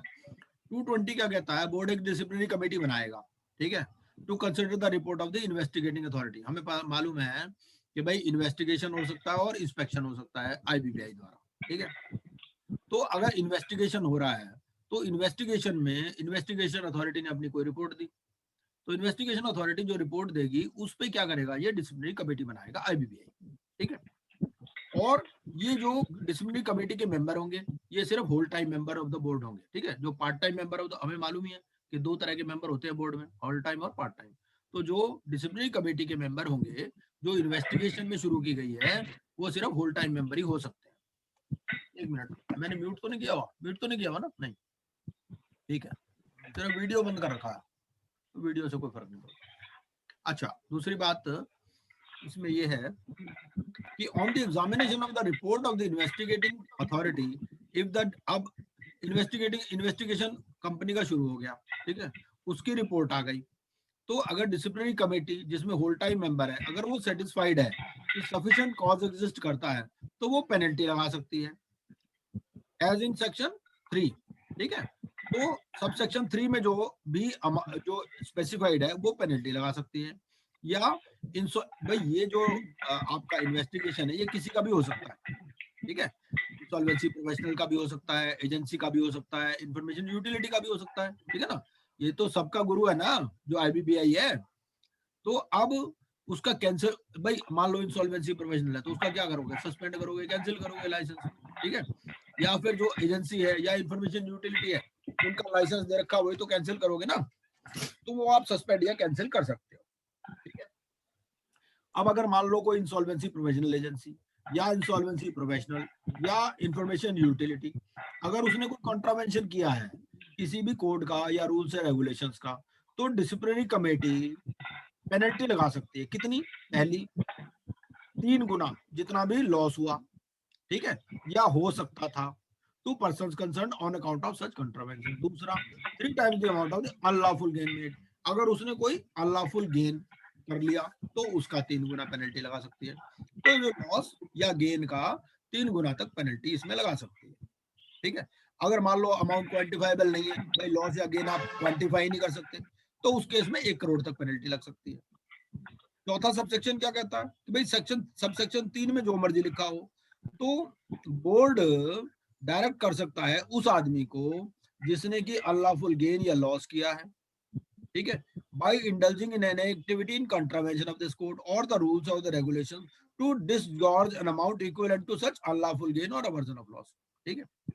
अब भाई ऐसे है, आरपी ने क्या किया, भाई आरपी ने किसी बंदे से 50 लाख रुपए ले लिए, ठीक है। अब वो 50 लाख रुपए लेके उसने रिकॉर्डिंग कर रखी थी उस बंदे उसकी, और उसने रिकॉर्डिंग IBBI पे पेश कर दी, भाई ये बंदे ने देखो मेरे से 50 लाख रुपए ले गया अंडर द टेबल। तो वो उससे पूछेगा, भाई ये डिसिप्लिनरी कमेटी पूछेगी, भाई इन्वेस्टिगेशन अथॉरिटी पूछेगी, भाई कहाँ रखे तुमने, वो कह देगा यार मैंने तो ये अपने भाई को ट्रांसफर कर दी, मैंने तो ये प्रॉपर्टी ले ली, तो भाई उस प्रॉपर्टी को वापस दे दो, ठीक है, या उसका बराबर अमाउंट दे दो अगर आप प्रॉपर्टी नहीं दे सकते, ये कहानी। तो दिस गॉड मतलब निकालना, वापस खोद के निकालना, समझ रहे हो। The board may take such action as may be required to provide restitution to the person who suffered loss. अब उसको वापस करने हैं ना, जिससे पैसे ये सरूड़ के ले गया था बंदा 50 लाख रुपए, ठीक है, तो अब उसको वापस देने। If the person who suffered loss is identifiable and the loss so suffered is directly attributable to such person, ठीक है, तो उसको वापस दे देगी अगर वो आइडेंटिफाइबल है तो, और लॉस उसकी वजह से हुआ है तो, या लॉस उसने सफर किया तो। और the board may make regulations to specify the procedure for claiming restitution under subsection 5. अब ये जो restitution के बारे में मतलब ऐसे है, भाई कोई आदमी, किसी आदमी ने कंप्लेंट करी होगी मुझे लॉस हुआ, तो उसके बारे में ये क्लेम कैसे होगा रेस्टिट्यूशन, इसके बारे में बोर्ड रेगुलेशंस बना सकता है, ठीक है। और पीरियड, किस पीरियड तक ये रेगुलेशन, ये आप क्लेम कर सकते हो, ऐसे नहीं कि आप 10 साल बाद जागे, ठीक है। और manner in which restitution amount में, तो आपको जो अमाउंट जो रेस्टिट्यूट करना है वो किस तरह से होगा, ठीक है, ये भी है। ये बोर्ड इस बारे में रेगुलेशन बना सकता है, इतनी सी बात है, कोई खास बात नहीं है इसमें। क्या है, डीसी बनेगी डिसिप्लिनरी कमेटी, ये मतलब एक ही बनेगी, ऐसा नहीं है अलग अलग 3 इंसॉल्वेंसी एजेंसीज हैं तो 3 की अलग होंगी, सीए इंस्टीट्यूट वाली अलग, सीएस की अलग, और कॉस्ट अकाउंटिंग वाला अलग। डीसी एक ही है, सिंगल है IBBI के अंडर वाली डिसिप्लिनरी कमेटी। तो सर जी इन्होंने, उनका तो कोई मतलब ही नहीं है, IPICS का क्या मतलब है, उनके अगेंस्ट तो इन्वेस्टिगेशन होना है। अच्छा, तो ये नहीं इंस्टीट्यूट की जैसे अपने अलग होती थी डिसिप्लिनरी कमेटी, इसमें जो IBBI वाले जी इसमें तो बोर्ड के मेंबर होंगे सिर्फ, आपने देखा है बोर्ड के मेंबर होते हैं, कोई टेक्निकल मेंबर होते हैं, कोई अदर प्रोफेशनल मेंबर होते हैं, होल टाइम मेंबर होते हैं, पार्ट टाइम मेंबर होते हैं। तो जो बोर्ड के होल टाइम मेंबर है ये उनकी कमेटी बनेगी। और इसके फिर तो अगेंस्ट आप में कह सकते हैं इसमें ICAI जो वालों में इंसॉल्वेंसी प्रोफेशनल है, जो इंसॉल्वेंसी प्रोफेशनल एजेंसी है, जो इंफॉर्मेशन यूटिलिटी है, उसके अगेंस्ट में अगर कोई इन्वेस्टिगेशन हुआ और उस इन्वेस्टिगेशन अथॉरिटी ने रिपोर्ट दे दी भाई उल्टा पुल्टा कुछ हुआ है, या तो बताए कि हुआ है या नहीं हुआ, अगर नहीं हुआ फिर तो कोई बात नहीं, अगर हुआ है तो क्या करेंगे, डिसिप्लिनरी कमेटी बना देगी, बस ये। मतलब हर एक्ट के लिए अलग बन रही है, एक सिंगल स्टैंडिंग कमेटी है, डिसिप्लिनरी कमेटी नहीं सिंगल है मेरे ख्याल, सिंगल है। स्टैंडिंग कमेटी है, मतलब कोई भी मैटर आएंगे वो सारे एक स्टैंडिंग कमेटी पे जा रहा है। ठीक है नहीं, सर, ऐसा थैंक यू, कोई समझ स्टैंडिंग आ गया, कमेटी वाली 220 समझ आ इसमें गया। इसमें कोई स्टैंडिंग वाली बात नहीं है। पता क्या होता है, ये तो जो इन्वेस्टिगेशन शुरू हो गया, इन्वेस्टिगेशन अथॉरिटी ने हमने रिपोर्ट दे दी, उसके बाद में ये डिसिप्लिनरी कमेटी बनाई जाएगी उसको कंसिडर करने के लिए। तो एक मैटर के लिए एक डिसिप्लिनरी कमेटी बनेगी, समझ रहे हो। और डिसिप्लिनरी कमेटी बन गई मतलब उसका वो मैटर सॉल्व हो गया, दूसरा उसको दे देगी। इसमें कोई इतना हार्ड एक्ट में इतनी ज्यादा स्पेसिफिक बातें नहीं लिखी जाती ठीक है कि भाई डिसिप्लिनरी कमेटी स्टैंडिंग बनेगी या नॉन स्टैंडिंग होगी या क्या होगा। वैसे तो स्टैंडिंग नॉन स्टैंडिंग का भी इसमें रूल होगा, आप रेगुलेशंस में देख लेना। मेरे हिसाब से ये तो स्टैंडिंग कमेटी ही होगी, क्यों जो भी केसेस आते रहेंगे इसके बाद रेफर करती रहेगी। ठीक है बट नेचुरल है कि डिसिप्लिनरी कमेटी में भी मेंबर्स चेंज होते रहेंगे। मान लो मेंबर को रिटायरमेंट का भी तो प्रोविजन है ना इसमें, कोई मेंबर रिटायर हो गया तो नया मेंबर एंटर कर लेगा, उस तरह से वो चीज। ठीक है जी, तो 220 में को खास ऐसी बात नहीं है। अब आगे इसको देखते हैं हम। ये जॉइंट फाइनेंसिंग ठीक मैंने है, बता थैंक दिया। You sir, thank you. हाँ जी, तो ज्वाइंट फाइनेंसिंग मैंने बता दिया आपको। ज्वाइंट फाइनेंसिंग में एक से ज्यादा बैंकों ने फाइनेंस कर रखा है, तो 60% से ज्यादा अगर एग्री होंगे तो ही एक्शन हो सकता है। इसमें पूछ क्या सकता है, 60%। आगे देखते हैं। फिर no transfer of secured assets by borrower. तो consent of secured creditor is necessary for transfer in case of receipt of notice. अगर उसको नोटिस मिल चुका है बोरोवर को तो वो ट्रांसफर नहीं कर सकता without the consent of the borrower. ठीक है, no borrower shall after receipt of notice transfer by way of sale, natural है। तो फिर चीफ मेट्रोपॉलिटन मजिस्ट्रेट और district magistrate to assist secured creditor in taking possession of secured asset. आंटी police बुला लेगी। ठीक है, तो भैया अगर नहीं पोजीशन दे रहे तो आंटी पुलिस बुला लेगी। उसके बाद manner and effect of take over of management इस तरह से होगा, या एआरसी या बैंक के द्वारा होगा बाय अपॉइंटिंग डायरेक्टर और एन एडमिनिस्ट्रेटर। ठीक है, भाई टेक ओवर कैसे करेंगे, या तो एआरसी के थ्रू होगा या बैंक के थ्रू होगा, बैंक अपना डायरेक्टर या एडमिनिस्ट्रेटर अपॉइंट कर देगा। ऑन पब्लिकेशन नोटिस, ठीक है, तो सिंहासन खाली करो, जनता आती है। तो जो भी पर्सन है, जो डायरेक्टर है, अगर बोरोवर कंपनी है, और दूसरे केस में जो भी जिनके पास भी पावर है सुपरिंटेंडेंस, डायरेक्शन, कंट्रोल की, वो जैसे ही पब्लिकेशन ऑफ नोटिस हुआ they shall be deemed to have vacated their office. ठीक, उसके बाद when any contract of management shall be deemed to be terminated.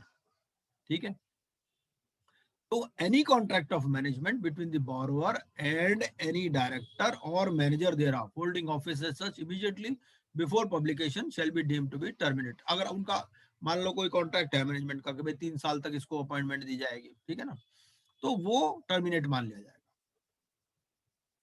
ठीक है, डायरेक्टर्स और administrator appointed under this section, ये डायरेक्टर एडमिनिस्ट्रेटर कौन appoint कर रहा है, बैंक या ARC. They shall take such steps as may be necessary to take into their custody or under their control all the property, effects and actionable claims to which the business of the borrower is or appears to be entitled। ठीक है, तो सारे custody bank या ARC के पास चली जाएगी।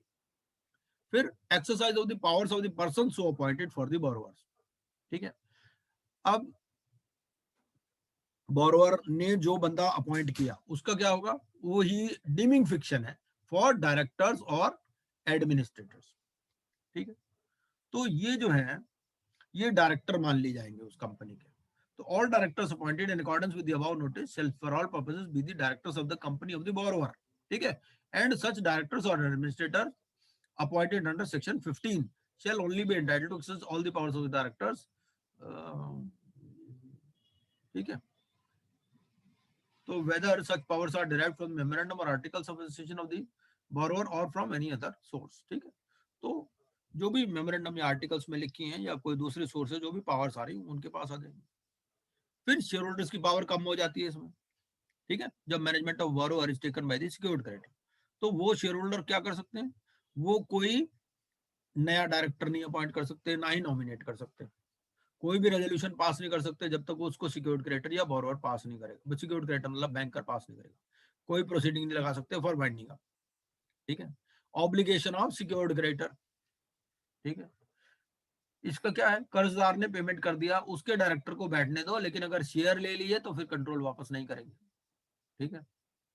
अब इसमें क्या, बोरोवर ने कर दिया पेमेंट, तो डायरेक्टर रीइंस्टेट हो जाएगा उसका, लेकिन अगर उस कंपनी के शेयर परचेज कर लिए तो कंट्रोल वापस नहीं होगा फिर, ठीक है।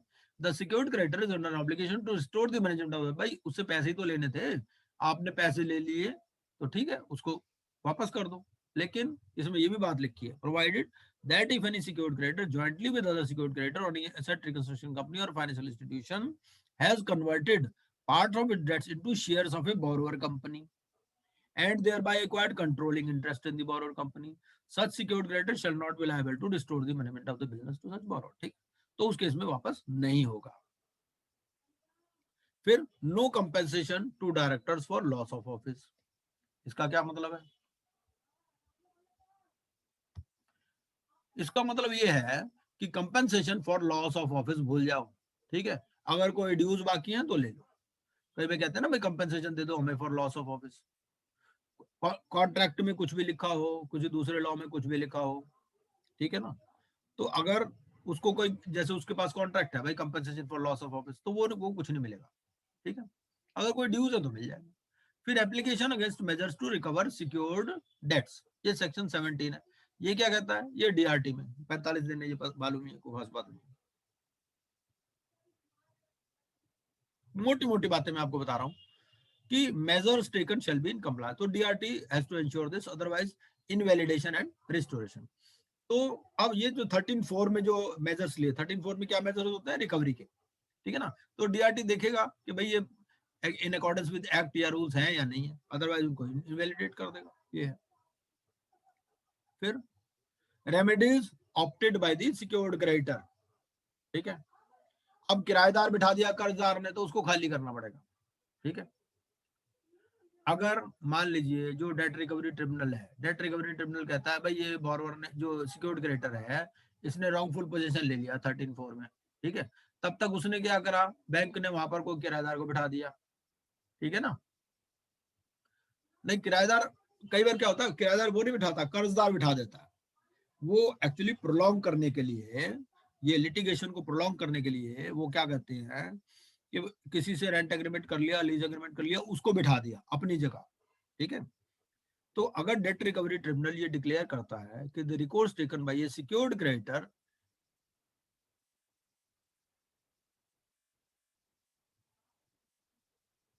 इज इन अकॉर्डेंस, ठीक है, अगर सारा कुछ सही है, तो secured creditor shall be entitled to take recourse to one or more of the measures specified, पहला, ठीक है।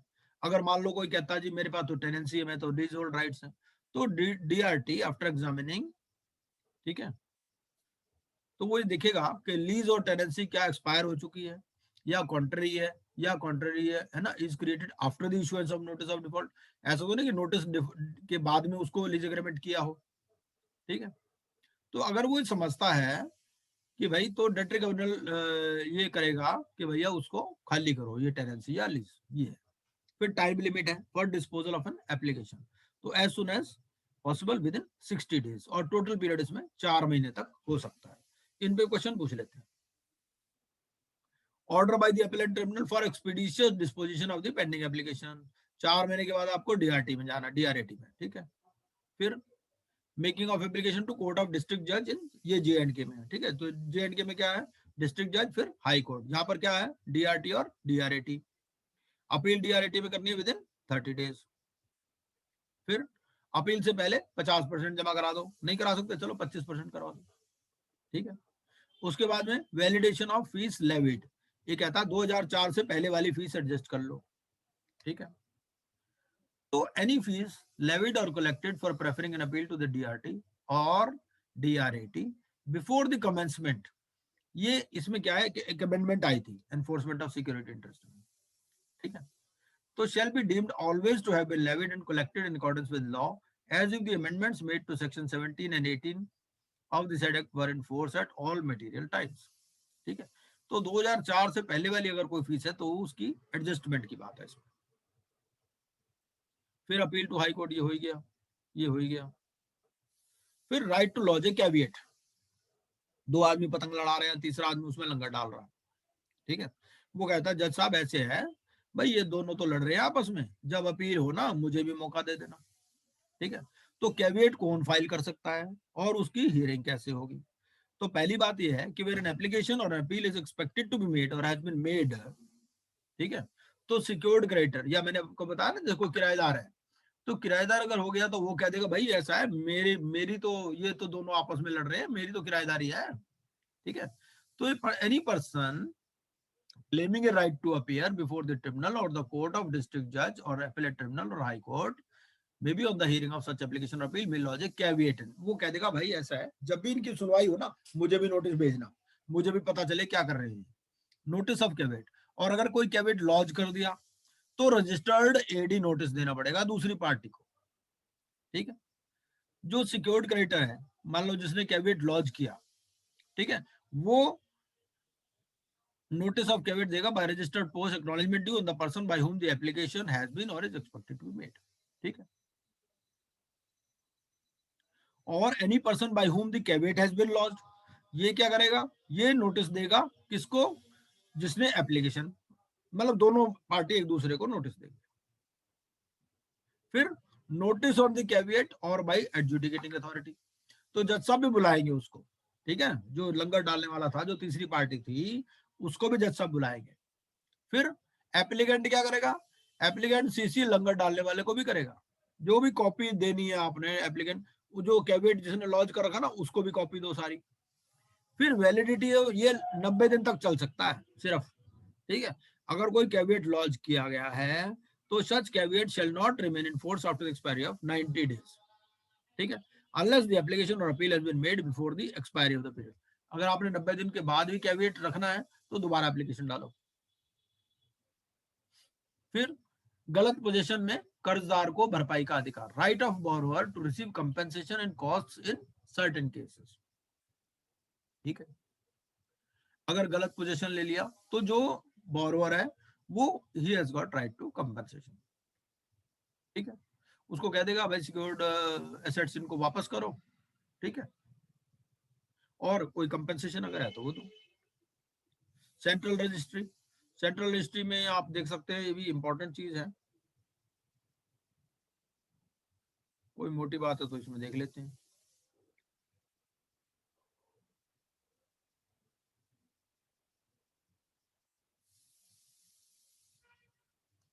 इसमें सेंट्रल रजिस्ट्रार होगा एक, ठीक है। फिर रिकॉर्ड रखा जाएगा, रिकॉर्ड किस किस चीज का होगा, securitization, reconstruction, creation of security interest.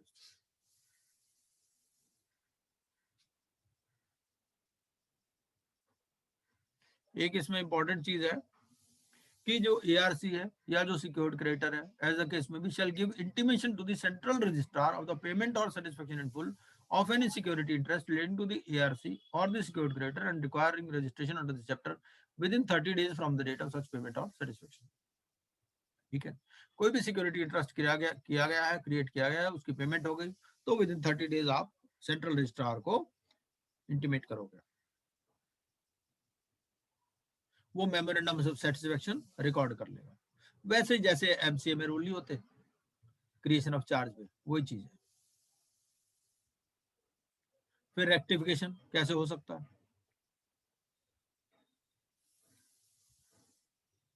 फिर रजिस्ट्रेशन, सिक्योर्ड क्रेडिटर और अदर क्रेडिटर्स,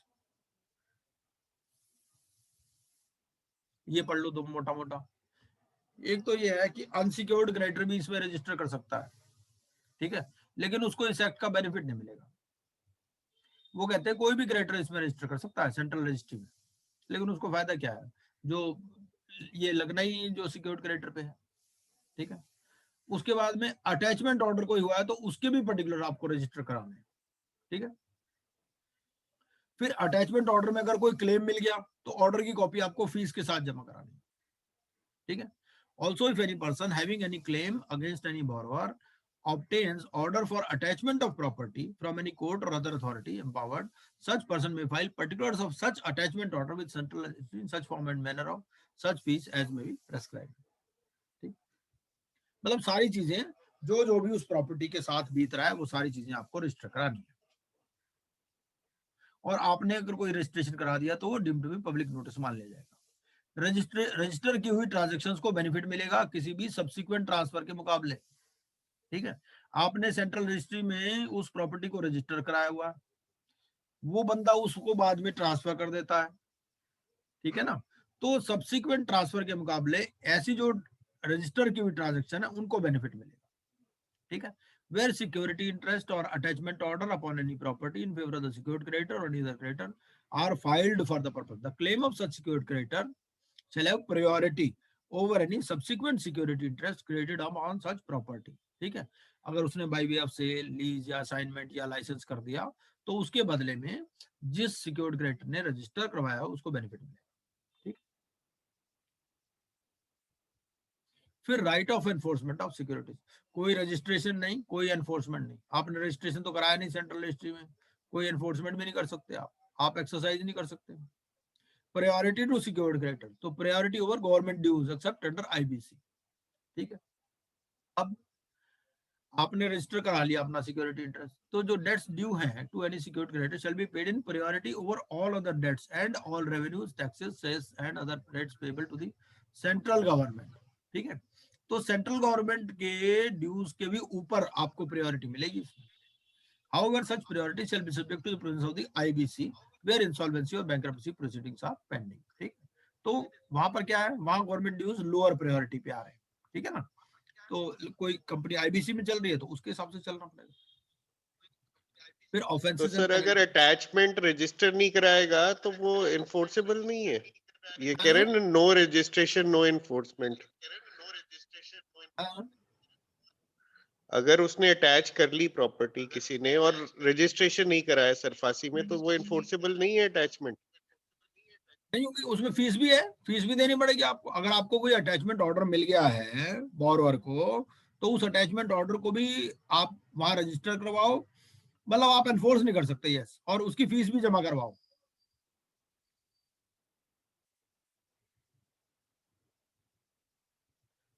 फिर ऑफेंसेस एंड पेनल्टीज 5,000 रुपए पर डे है। ठीक है, in giving intimation under section 25 every company and every officer of the company who is in default, तो 5,000 रुपए per day की पेनल्टी है।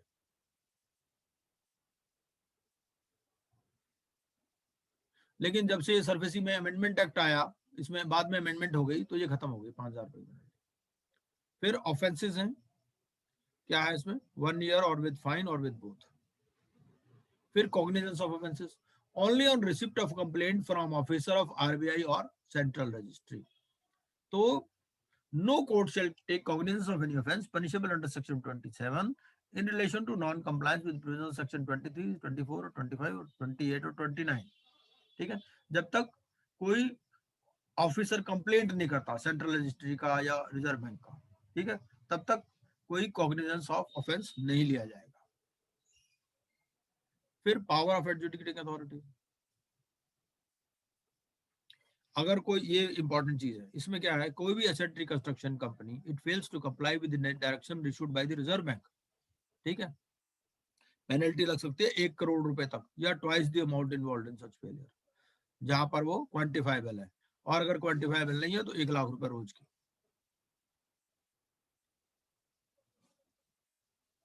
कोई पेनल्टी लगे 30 दिन के अंदर पेमेंट करनी है तो कैंसिल हो जाएगा रजिस्ट्रेशन। अपील 30 दिन में कर सकते हो, एपेलेट अथॉरिटी एंटरटेन कर लेगी सफिशिएंट कॉज है तो। Central bank of the Reserve Bank may designate such officer or committee officers to exercise the power of the appellate authority। तो ये जो रिजर्व बैंक है, रिजर्व बैंक में ही एपेलेट अथॉरिटी भी बनेगी। ठीक है, अपील करनी है ना उसके एआरसी के और कैंसिलेशन ऑर्डर के अगेंस्ट। फिर रिकवरी ऑफ पेनल्टी है, अगर कोई भी, तो ये 30 दिन के अंदर पेमेंट करनी होगी आपको। फिर मिसलेनियस है, इसमें इतनी मेहनत करते हैं हम लोग आपके लिए। ऐसे भी बनाते हैं भाई, याद हो जाए आपको, power of central government to make rules. फिर इसमें सिक्योरिटी इंटरेस्ट एनफोर्समेंट रूल्स हैं कि ऑथराइज्ड ऑफिसर कौन है। ऑथराइज्ड ऑफिसर है not less then chief manager of a public sector bank, ठीक है। वो ये तो हमने पढ़ाई थी आपको, डिलीवरी ट्रांसमिशन, इसमें कोई दिक्कत नहीं है। फिर आपको कॉपी कहाँ फिक्स करनी है, कॉपी फिक्स करनी है आउटर डोर पे। ये नहीं कि वो कोई बैक डोर पे आप कॉपी लगाए, नोटिस की कॉपी जो बोरोवर के यहाँ कॉपी लगानी है आपने, तो उसके बाहरी दरवाजे पे लगानी है या ऐसे पोर्शन पे लगानी जो दिखता हो, ठीक है। रजिस्टर्ड ऑफिस पे या ब्रांचेस पे कहीं भी अगर मोर देन वन बोरोवर है तो हर एक को नोटिस दिया जाएगा।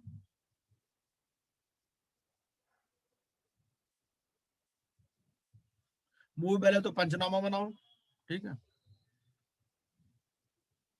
और रिमूवेबल है तो ऑक्शन करो, पब्लिक नोटिस दो। तो ये सारा इसमें दिया हुआ है। और ऑथराइज्ड ऑफिसर बोरोवर को भी नोटिस देगा, notice of 30 days for sale, ठीक है। वो चाहे तो वो खरीद ले।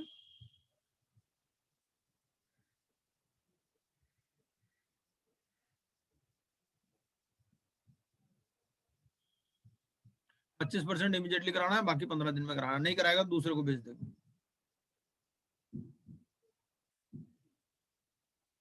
सरप्लस अगर होगा तो उसको वापस कर दे।